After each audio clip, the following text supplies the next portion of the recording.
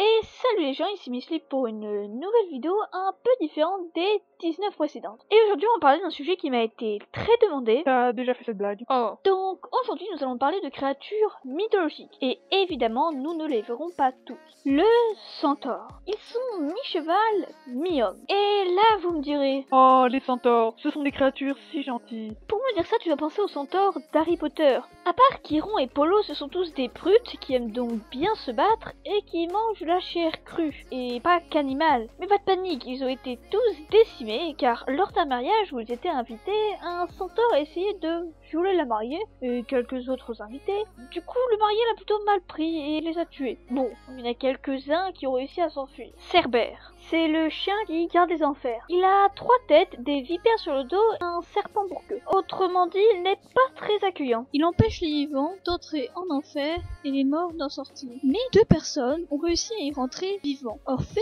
en séduisant Cerbère avec sa lyre, et Héraclès en l'étranglant. Badass. Méluse, la gorgone. C'est une créature? La définition de créature peut être assez floue, mais moi je prends tout ce qui est ni humain, ni dieu, ni titan. Ses cheveux sont en serpent, elle a des défenses de sanglier, des mains en bronze et des ailes en or. Et évidemment, si tu la regardes dans les yeux, tu te changes en pierre. Autrement dit, elle n'est pas très accueillante. Persée la tue suite à une requête d'un roi. En mourant, elle aura Pégase et Chrysaor qui est un géant. En mourant? Il sort de son cou vu que sa tête a été décapitée. La tête de Méduse sera récupérée par Athéna qui la mettra sur son bouclier pour pouvoir changer ses ennemis en pierre, et le sang de Méduse est notamment connu pour pouvoir ramener les morts à la vie. Le Sphinx. Mi-lion, mi-femme, il mange les Thébains, les gens qui viennent de Thèbes. Il est surtout connu pour un mythe. Il va poser à chaque personne qui passe sur son sentier une question qui est maintenant devenue culte.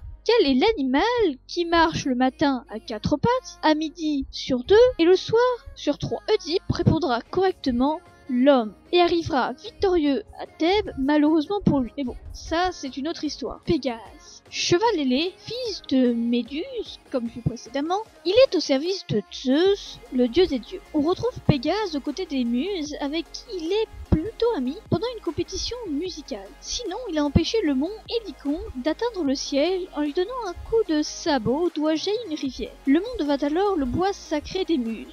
On le retrouve également aux côtés de Bellérophon, fils de Poséidon, qui à l'aide de Pégase tue Chimère. Et il est pas ami avec Hercule? Nope. Et à sa mort, il devient une constellation, la constellation de Pégase, Chimère.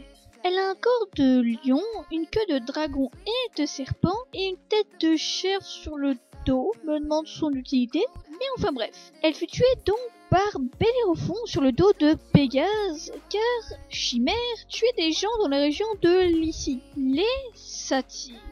Bon, ce sont plus des petits dieux ou des démons que des créatures, mais ils sont sympas, alors je voulais les mettre. Ils sortent avec les nymphes, sont jeunes longtemps et sont mi-bouc, mi-homme, avec des jambes de bouc, une queue de bouc et des cornes de bouc. Et le reste donc est humain. Ils escortent Pan ou Pan, le dieu de la nature, ou encore suivent le cortège de Dionysos. Les sirènes. Elles sont peu nombreuses, on en dénombre 3 ou 4, donc elles doivent être en voie d'extinction, et elles sont mi-femme, mi-oiseau. Et oui, le mi-poisson ne vient pas des Grecs. C'est seulement Triton, qui est un dieu marin, qui est mi-homme, mi-poisson. Par contre, elles attirent bien les marins par leur chant et habiteraient vers Naples. Seuls Orphée et Ulysse ont pu survivre à leur chant. Orphée en chantant mieux qu'elle et Ulysse bouchant les oreilles, celles de son équipage. Le Minotaure.